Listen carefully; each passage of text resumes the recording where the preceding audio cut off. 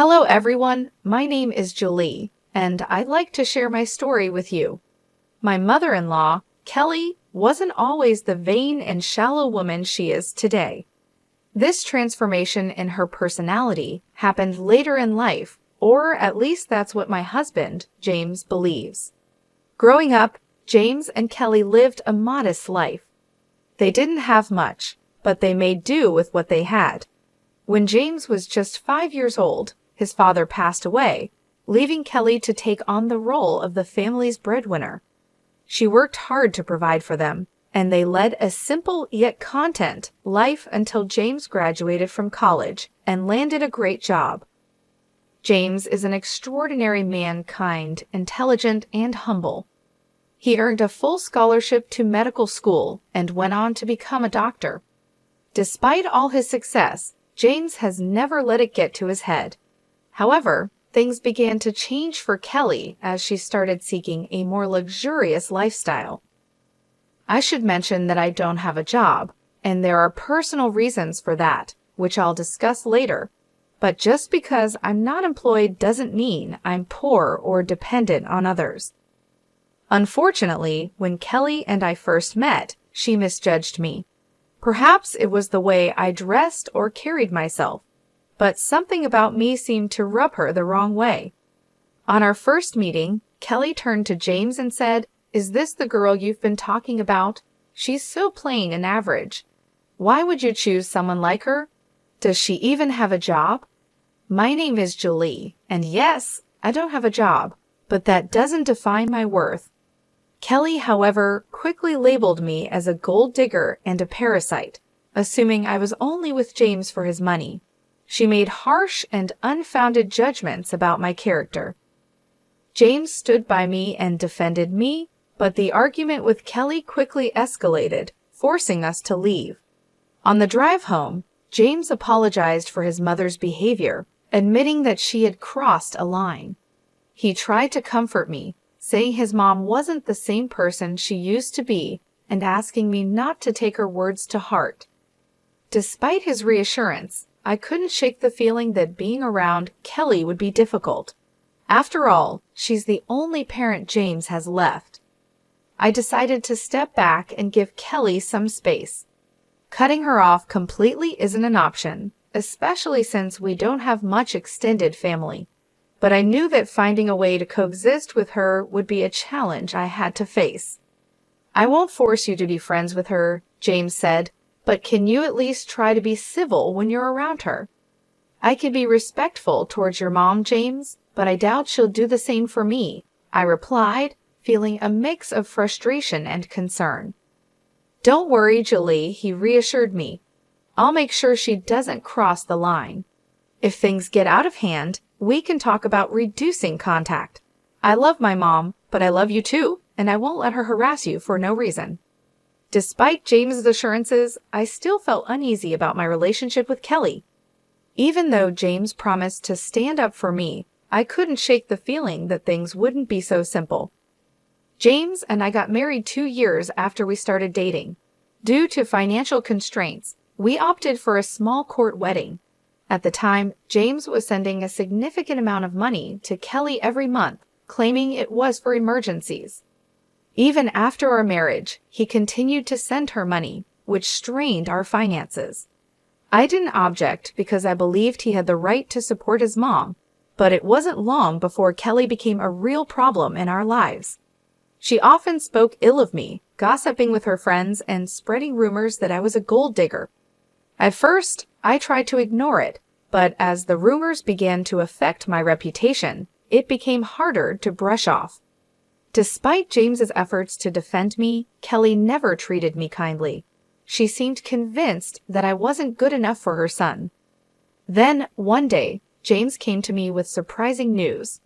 "My mom wants to invite you to a small party she's hosting," he said.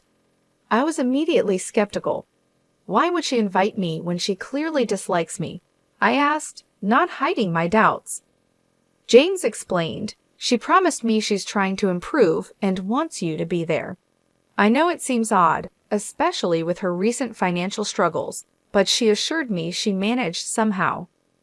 Despite my concerns, I agreed to attend the party. James was hopeful that his mom was making an effort, and I wanted to keep an open mind. I truly wanted us to mend our relationship and maybe even become friends, though I had serious doubts about whether Kelly would ever see me as more than an obstacle in her son's life. The next day, Kelly texted me, and I'd assumed it was to formally invite me to the party. However, her message took an unexpected turn.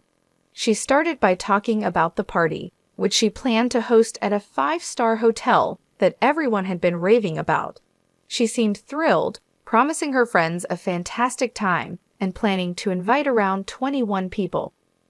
Curious about the details, I asked Kelly if I was invited to the party, especially since James had assured me that I was welcome. To my surprise, Kelly's response was laced with arrogance and disdain. She made it very clear that I was not invited, emphasizing how exclusive the event was due to her wealth, family status, and the supposed high-class nature of her friends. I was shocked and confused. James had genuinely believed that Kelly intended to invite me, and now I was faced with this unexpected coldness. When I mentioned my assumption that I was invited, Kelly responded with condescending remarks, implying that I wouldn't understand the complexities of planning such an event. Despite feeling hurt, I decided to maintain my dignity. I calmly acknowledged her message and made it clear that I wouldn't attend if I wasn't wanted. Kelly reiterated her stance, once again highlighting her class and status. It took all my strength to resist the urge to respond with anger. Disappointed and hurt, I chose not to share this incident with James. Instead, I decided to quietly wait for the day of the party. As the day of the party approached, Kelly, oblivious to the emotional impact of her actions, sent me a picture. It showed her and her friends dressed in designer outfits, flaunting their wealth and status on social media. I chose not to respond, instead focusing on my work and waiting patiently for what would happen next. After about 5 hours, I received a call from my dad. Here's a little confession. My dad owns the very hotel where Kelly was hosting her party.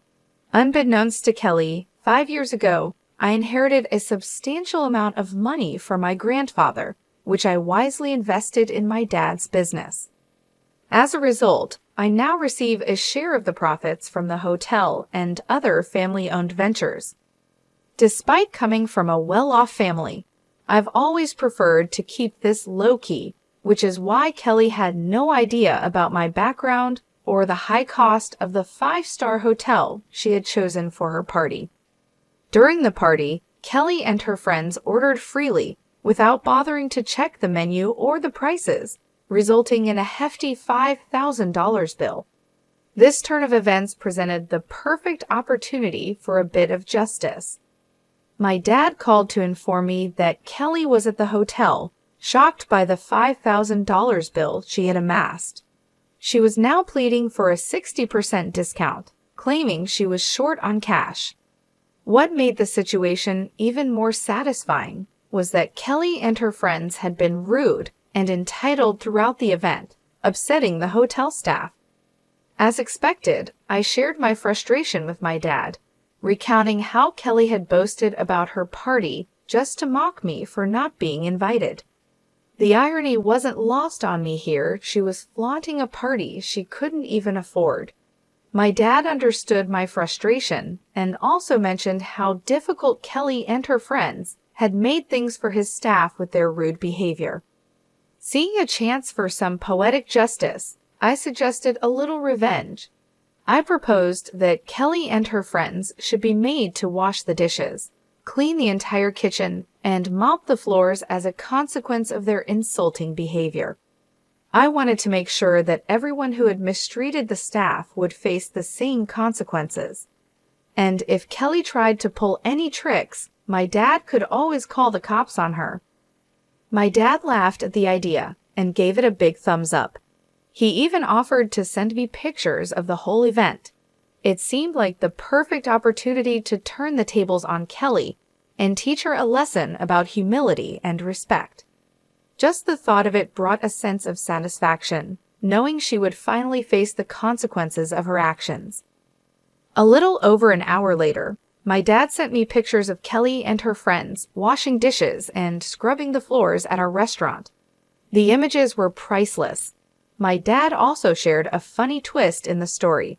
When Kelly spotted him at the restaurant, she looked relieved, thinking she was about to be rescued. She confidently told him that she knew the owner and they would be able to get out of the situation. But to her shock, my dad instructed her to start cleaning the restaurant. Kelly was stunned and tried to protest, but my dad quickly reminded her that since she didn't consider me family, he didn't consider her family either. It was a hilarious turn of events, and while I wish I could have been there to see it in person, the pictures were more than enough to make my day. A little while later, James came home looking visibly upset. I could tell that Kelly had already contacted him and likely twisted the story to suit her narrative. As he approached me, he immediately questioned what he had heard something about my dad making his mom wash dishes at the restaurant. I calmly explained the situation to James, letting him know that what happened was standard practice for us in such scenarios. Kelly had gone to our family's restaurant, racked up a $5,000 bill, and then claimed she only had $2,500 to pay. On top of that, she had harassed the staff, and her entire party had been a nightmare to deal with. Given the circumstances, I believed the consequences were more than fair. James seemed surprised by this and asked who Kelly had taken with her and what they had ordered. I informed him that she had taken 21 people and they had ordered a lot, especially the most expensive items on the menu. He expressed disbelief, saying that Kelly had told him she was only taking 5 people and had even invited me, but I had declined. I quickly clarified that things hadn't happened that way at all and showed him the text messages Kelly had sent me. James, wanting to fully understand the situation, asked to see the bills and the texts. I handed him my phone so he could read through everything, and my dad also sent him copies of the bills. To further illustrate what had gone on, I showed him pictures of the extravagant party Kelly had thrown. As James looked through the evidence, his anger grew. He immediately called Kelly to confront her, asking why she hadn't told him the full story. Kelly tried to downplay the situation, claiming she had only mentioned being short on cash and accused me of twisting the story to sabotage her. James wasn't having any of it. He pointed out that not only had she declined my invitation, but she had also insulted me by saying I wasn't classy enough for her. Kelly attempted to brush it off as a harmless joke, but James wasn't buying it. He pressed her on why she would spend thousands of dollars on a lavish party with friends while simultaneously disrespecting his wife. Kelly was left stumbling over her words, trying to justify her actions, but James made it clear that he was disappointed and shocked by her behavior. He couldn't believe she had spent $5,000 on food and drinks while treating me with such disdain. "I made a mistake by giving you money whenever you asked for it, Mom," James said firmly. "But guess what? I'm not giving you any more money ever again." Kelly, taken aback, responded, "But James, you've been so supportive for so long. You can't just stop now. It was a one-time mistake. Why are you overreacting?" "No, Mom, I'm not overreacting," James replied, his voice steady. "This isn't a one-time mistake. If you can't even consider my wife as family, I don't want anything to do with you. I kept hoping you'd change your mind, but you never did. I'm not going to pay you just so you can insult my wife and call her classless, especially when she has sacrificed so much to support you. This ends now." With that, James ended the call and blocked Kelly's number. He turned to me with deep regret in his eyes and apologized profusely for getting angry at me without knowing the full story. I forgave him because, in the end, he stood up for me when it really mattered. We had a serious discussion about Kelly and agreed that she would no longer be a part of our lives, at least for the time being. Although James is now a wealthy man, he understands the importance of staying humble. He found Kelly's behavior completely unacceptable, especially since it was directed towards me. I wholeheartedly agreed it was unfair, and I was ready to remove her from our lives for good. In the days that followed, Kelly's desperation grew. She realized that her own actions might have permanently damaged her relationship with her son, sending her into a state of panic. She started showing up at our house, demanding to speak with James. Each time she was turned away at the door, her demands turned into pleas and eventually into outright begging. Despite having a job, Kelly's income wasn't enough to support the high-end lifestyle she had become accustomed to over the years. Now, with James cutting her off financially, she found herself struggling. Meanwhile, instead of continuing to support Kelly, James chose to invest some of his funds into my dad's business, helping him open new hotels and restaurants in the neighborhood. Kelly was left to face the consequences of her actions, realizing too late that her behavior had cost her more than just money, it had cost her the relationship with her son. We do have plans to expand our hotel business into bigger cities, but we'll have to take things one step at a time and see what the future holds. There's a lot to consider when making such a big move, and we want to make sure everything is done right. Since James stopped sending money to Kelly, her life has taken a significant turn. She was used to living a much more comfortable and extravagant lifestyle, but now things have changed dramatically for her. Without the financial support from James, Kelly found it increasingly difficult to maintain her rented condo. The bills started piling up, and she quickly realized that her own income wasn't enough to cover the high costs she was used to. After struggling to make ends meet, she finally decided to end her lease and move into a much smaller one-bedroom apartment. Now, after paying all her bills, she barely has any money left for anything extra. The luxuries she once took for granted are no longer within her reach. We know all of this because Kelly makes sure to keep us informed through emails, of course. She still tries to downplay her past behavior, acting as though we're the ones overreacting and that she's done nothing wrong. But the reality is clear. Her actions have led to this situation, and as a result, she'll be out of our lives for the foreseeable future. Just a month ago, I discovered that I'm pregnant and James and I couldn't be happier. This news has brought so much joy into our lives, and we're completely focused on preparing for the arrival of our little one. We've been busy planning every detail, from setting up the nursery to making sure we have everything we need for when the baby comes. It's an exciting and busy time, but we wouldn't have it any other way.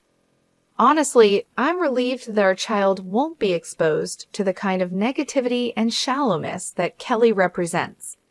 As we prepare to welcome our baby into the world, I'm determined to protect our child from any harmful influences, especially from someone who has shown such little regard for others. If the time ever comes when Kelly tries to be a part of our child's life, I'll make sure she doesn't have the opportunity to fill our child's head with any nonsense or negativity. For now, we're focusing on being the best parents we can be and ensuring that our child is born into a loving and supportive environment. We're hoping for a healthy, happy baby, and we're grateful for all the blessings we've received. As we embark on this new chapter in our lives, we kindly ask for your well wishes and support as we prepare to welcome our little one into the world.